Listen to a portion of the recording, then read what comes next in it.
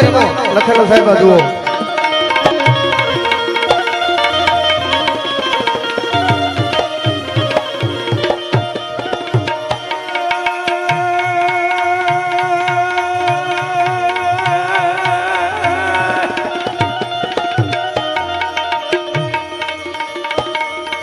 આ તો મોગલ નગર નગીનબાઈ આનાડી ચામુંડા ગાતરાડ એ પણ પહોંચજો સ્વરૂપ પરવે ભરી અરે તમે રહો સદા રખવા.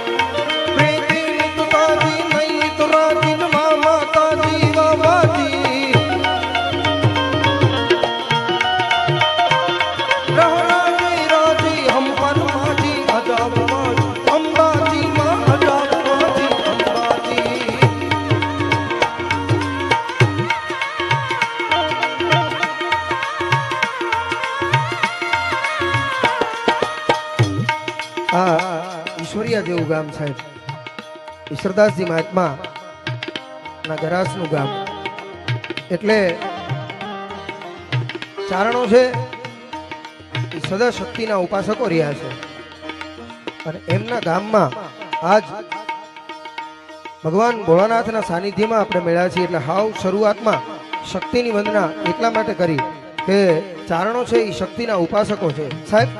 હિન્દીમાં અશોક ચારણ કરીને રાજસ્થાનનો એક ચારણ, એણે ચારણ માટેની એક અદ્ભુત વ્યાખ્યા એક શેરમાં કીધી છે कि अभी खामोश है तो जरूर कोई कारण होगा, अभी खामोश है तो जरूर कोई कारण होगा और कहीं दूर हवाओं ने किया कोई रूप धारण होगा. अभी खामोश है तो जरूर कोई कारण होगा और कहीं दूर हवाओं ने किया कोई रूप धारण होगा. और अगर तुम्हें मिल जाए कोई शब्दों को तलवार की तरह चलाता हुआ, अगर तुम्हें कोई मिल जाए शब्दों को तलवार की तरह चलाता हुआ तो मान लेना वो जरूर कोई चारण होगा. એટલે માં શક્તિની વંદના આમ તો સૌથી પહેલી, અને સાહેબ શક્તિની વંદના પહેલી કરવાનું કારણ કૃષ્ણદાસજી નામના કવિ એક કવિત્વમાં કહે છે कि प्रथम गणेश जाको ध्यावत सुरेश आदि विघन हनेश वाह मुशक सुहात है, अरे मोर है षडानन के बैल है महेश जू के पंछी हरि विधि को सो सृष्टि गुण गात है. તમામ દેવતાઓના વાહન જોઈ લ્યો, કોઈ મુશક નામ ઉંદરડા ઉપર બેઠા છે, કોઈ મયુર નામ મોરલા ઉપર બેઠા છે, કોઈ પંછી નામ ગરુડ બાજ ઉપર બેઠા છે અને કોઈ નંદી નામ બળદિયા ઉપર બેઠા છે.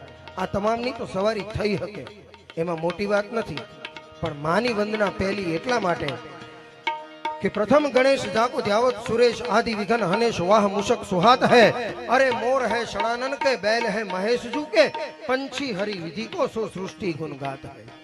तो मुशक मयूर बैल पंछी